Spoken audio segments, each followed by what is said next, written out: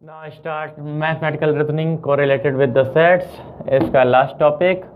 इसमें मैं P meet Q जिसको आप A इंटरसेक्शन B कहेंगे, P ज्वाइन Q जिसको आप A यूनियन B कहेंगे, conditional statement A minus B का कॉम्प्लीमेंट, इसे आप A कॉम्प्लीमेंट यूनियन B भी कह सकते हैं, B biconditional with Q जिसका फाइनल आंसर है A minus B complement intersection B minus A complement या A minus B union B minus A complement.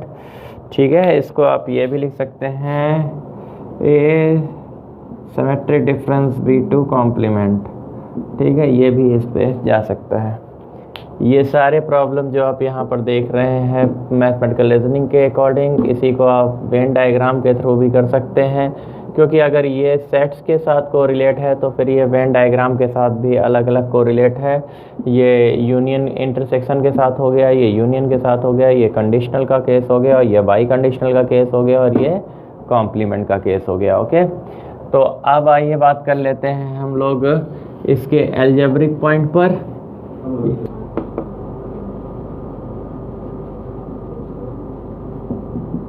ये बिल्कुल वैसे ही है जैसे सेट्स की जो प्रॉपर्टीज थी, जो ऑपरेशंस है, बिल्कुल वैसे ही जैसे idempotent law, second identity law, third commutative law, fourth associative law.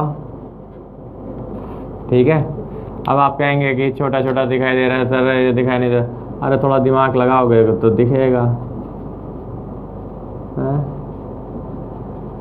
Idempotent law, P union P is equal to P, P intersection P equal to P।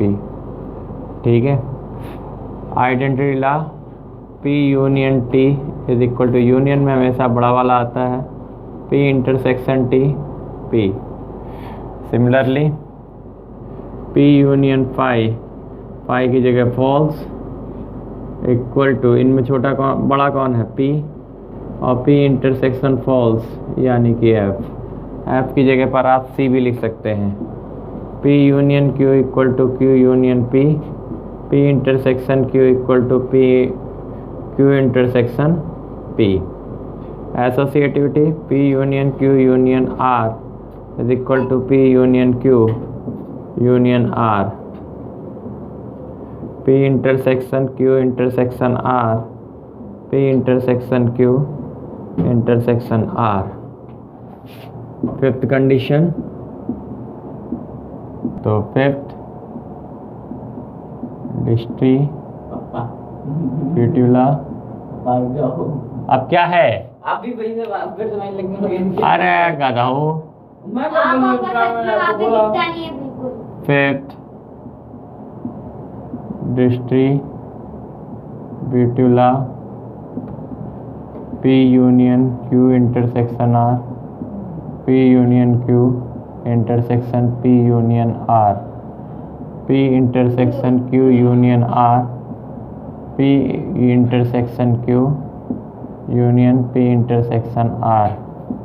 Six condition है De Morgan law, De Morgan's law, P union Q negation, negation P intersection negation Q, negation P intersection Q is equal to negation P union negation Q। ठीक है, तो ये conditions आपको दे रखी हुई हैं, इन्हीं को अप्लाई करके भी आप इसको बना सकते हैं। ट्रुथ टेबल के थ्रू भी कर सकते हैं, इसके थ्रू भी कर सकते हैं, या वेन डायग्राम के थ्रू। तो आइए आप चलते हैं सबसे पहले प्रॉब्लम्स की तरफ और देखते हैं कि हम किस तरीके से प्रॉब्लम को करेंगे। सबसे पहले हम लोग बात करेंगे IIT में 2017 में आई हुई ये प्रॉब्लम जो आपके स्टेटमेंट, इसमें मैंने आपसे बोला था कि जो लॉजिकल इक्विवेलेंट्स की कुछ प्रॉब्लम्स इस तरीके की आती हैं। भाई देखिए, प्रॉब्लम आपको ये हमने दे दी हैं, ठीक है ना। अब इस टाइप की प्रॉब्लम को हम करेंगे कैसे? तो दो तरीके हैं, या तो आप सेट के थ्रू जा करके इसको अलजेब्रिक ऑपरेशन से कर लीजिए, या फिर आप इसको क्या कर सकते हैं कि ट्रुथ टेबल से कर सकते हैं। तो ट्रुथ टेबल से करने से क्या है, आपकी एक्यूरेसी थोड़ी ज़्यादा क्लियर रहेगी। आइए देखिए कैसे। जिन बच्चों को कुछ भी नहीं आता है वो भी इस प्रॉब्लम को सही करके आते हैं। आइए तो फिर अब इस प्रॉब्लम को करते हैं। सबसे पहले ट्रुथ टेबल के फॉर्म में करेंगे। कितने स्टेटमेंट्स हैं पहले देख लेते हैं हम लोग। तो स्टेटमेंट यहाँ पर सिर्फ दिखाई दे रहे हैं 2, ठीक है, यानी P और Q। तो आपको P और Q लेना है, true true, true false, false true और फॉल्स फॉल्स, ऐसे लिख लीजिए। अब इसके बाद ध्यान दीजिएगा ब्रैकेट पे इसके ब्रैकेट को बहुत ध्यान से देखिएगा। आप अपने ज्ञान ना लगाइएगा कि नहीं कहीं से ब्रैकेट उड़ा दिया, नहीं उड़ाना। P एरो Q चलेंगे क्योंकि ये ब्रैकेट पहला है। तो ट्रू फॉल्स ट्रू ट्रू, ये एरो हो गया, इसको मत टच करिएगा, ये सबसे लास्ट वाला केस है। इस एरो के बाद अब इसको जो है ना, इसको सॉल्व करना है। तो निगेशन P ले लेते हैं। निगेशन P क्या है, जो ट्रू है वो फॉल्स हो जाएगा, जो फॉल्स है वो ट्रू हो जाएगा, ठीक है। तो निगेशन P का Q के साथ, निगेशन P का Q के साथ एरो देखना है, निगेशन P टू Q, ठीक है, ध्यान रखिएगा, बहुत ध्यान से करिएगा। निगेशन P का Q के साथ, तो FT ट्रू है, FF ट्रू है, TT ट्रू है, TF F है। सिर्फ एक यही वाला केस होता है जहाँ पर हमारा पहला वाला एलिमेंट इफ़ का होता है। इफ़ वाला हमेशा अगर ट्रू हो और देन वाला अगर फॉल्स हो तभी फॉल्स होता है, अदरवाइज़ हमारे कंडीशनल स्टेटमेंट में सारे ट्रू होते हैं। अब ये किसके साथ टच है, Q के साथ, तो इसको टच करिए Q के साथ। तो ये क्या आ जाएगा, negation P arrow to Q और फिर ये एरो टू Q। ध्यान रखिएगा, जो जैसे बोला है बिल्कुल वैसे ट्रुथ टेबल बनाइएगा और थोड़ा कंसंट्रेट रहिएगा, किसी पर इधर उधर ध्यान ना दीजिएगा। True true true, true false false, true true true, false false true, ठीक है। अब इसको और इसको लेना है, लेकिन पहले इसको लेना है फिर इसको लेना है, क्योंकि इफ़ वाला केस ये है, देन वाला केस ये है। तो P arrow Q arrow, negation P arrow Q arrow Q, okay. तो हमारे पास क्या कंडीशन आ गई, P एरो Q और निगेशन P एरो Q, ठीक है। If then true true true and then true. तो यहाँ पर सारे के सारे आपके देखिए ट्रू के फॉर्म में आए हैं। इसका मतलब ये क्या हो गया, आपका टोटोलॉजी फॉर्म करेगा। तो ये हम कहाँ पर, कौन सा ऑप्शन हो गया, ये टोटोलॉजी वाला। तो यही हमने बताया था कि ये स्टेटमेंट आपकी क्या हो रही है, जहाँ पर सारे टर्म्स आपके ट्रू में आएंगे, यानी कि वो किसको करेगा, टोटोलॉजी को। अगर यही सारे के सारे एफ होते तो ये हमारा क्या हो जाता, फॉल्स ही। तो फिलहाल तो ये हमारा टोटोलॉजी होगा, ठीक है ना। बात क्लियर हो गई। तो ये आपका किस केस में हमने बता दिया आपको,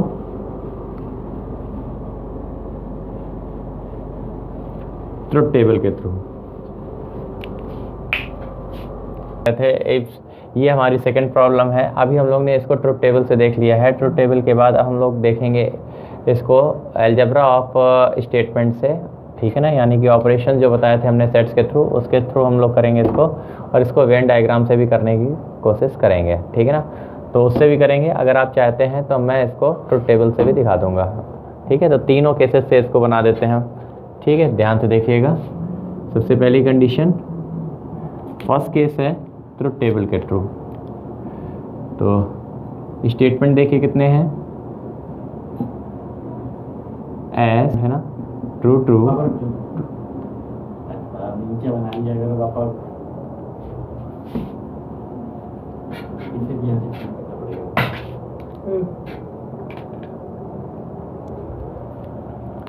पहली कंडीशन है, पहले ट्रुथ टेबल के फॉर्म में बना रहे हैं इसको। कितने स्टेटमेंट हैं, 2 स्टेटमेंट हैं, एस और आर, देखिए है ना। तो एस आर वही true true, true false, false true, false false. आपको बस ये पता करना है कि कितने स्टेटमेंट हैं, बाकी उसके बाद आपको उनके चारों केसेस लिखने पड़ेंगे। फिर जैसे जैसे दिया है वैसे वैसे बनाते जाइए। जैसे एक तो आपका दे रखा है negation of S, false false true true. फिर क्या है, निगेशन ऑफ आर, यानी फॉल्स ट्रू फॉल्स ट्रू। फिर आपसे कहा है negation of R intersection S, negation of R intersection S. तो ये तो इंटू वाला केस है, 1 इंटू 0 1, 1 इंटू 1 1, 0 इंटू 0 0 और 0 इंटू 1 0, ओके। अब इसको आपने ले लिया इसके साथ, निगेशन के साथ इसका यूनियन है यहाँ ऐसे वाला केस। तो negation S union negation R intersection S, okay. तो अब देखिए फॉल्स फॉल्स, यूनियन का मतलब होता है प्लस, तो फॉल्स आ गया, फॉल्स ट्रू, ट्रू आ गया, और ये कितना है आपका ट्रू फॉल्स, ट्रू आ गया, और ट्रू फॉल्स, ट्रू आ गया। एक ही फॉल्स है, बाकी हमारे पास ट्रू आ रहा है। तो अब आप यहाँ पर सारे चारों केसेस आपको देखने पड़ेंगे। तो जो फाइनल आपका लास्ट केस आएगा, ये सभी केसेस आप देखेंगे। तो आपके पास जो ये वाला केस है एस इंटरसेक्शन आर, देखिए ज़रा, एस और आर का इंटरसेक्शन, ट्रू ट्रू ट्रू, ठीक है। अच्छा, इसका भी आपको क्या चाहिए जानते हैं, इसका भी आपको निगेशन चाहिए, यानी ये जितना भी आपका वो केस दे रखा है S union negation of R to S, okay, इसका निगेशन, तो true false false false false, ठीक है। अब ये आपने ये निकाल लिया निगेशन ऑफ समथिंग, ठीक। अब ये वैल्यू जो आप जब चारों चेक करेंगे, हमने सारे चारों के चारों चेक किए ट्रुथ टेबल में, तब जा करके फाइनल जो ये लास्ट वाला केस है इसके साथ ये ट्रू आया।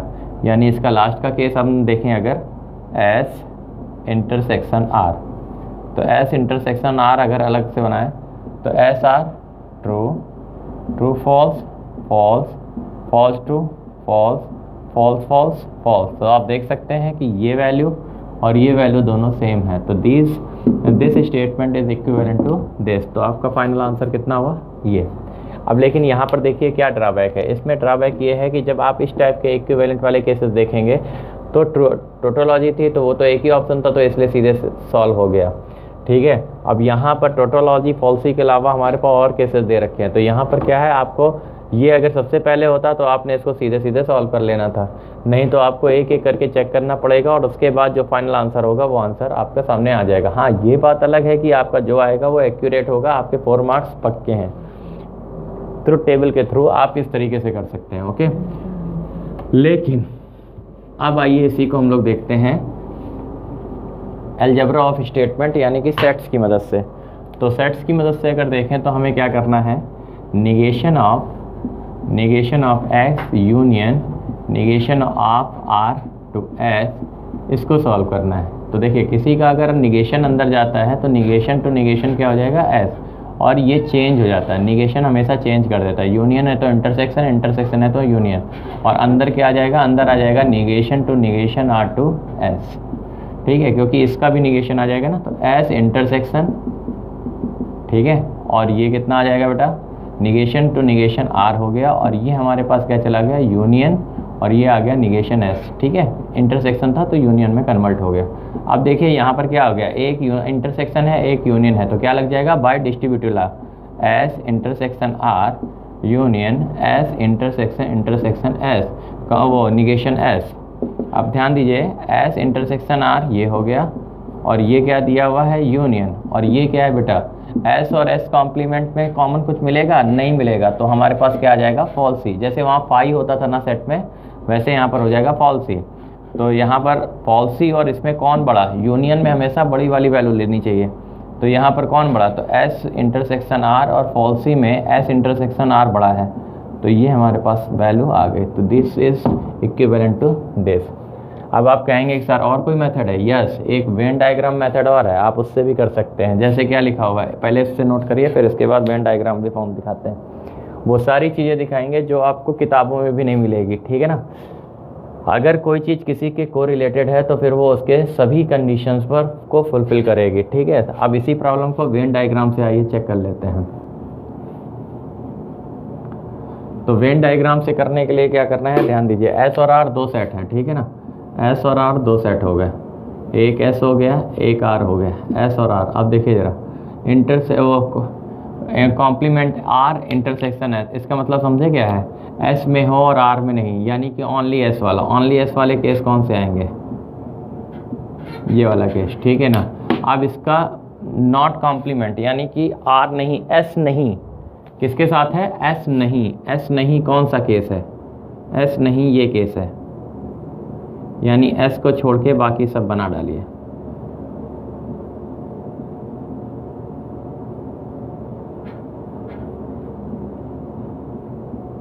ये आ गया एस नहीं, ठीक है। अब उसने क्या कहा है, इन सब का कॉम्प्लीमेंट, तो इसमें आपको कौन सी ऐसी चीज़ दिख रही है जिसमें कोई भी लाइनिंग नहीं बनी है? तो आपके पास सिर्फ एक ये वाला केस जाता है जिसमें कोई भी लाइनिंग नहीं है, क्योंकि आपका कॉम्प्लीमेंट, इन सब का कॉम्प्लीमेंट वही हुआ जहाँ पर ये अंडरलाइंस नहीं आई थी। तो ये कौन सा केस है? S intersection are.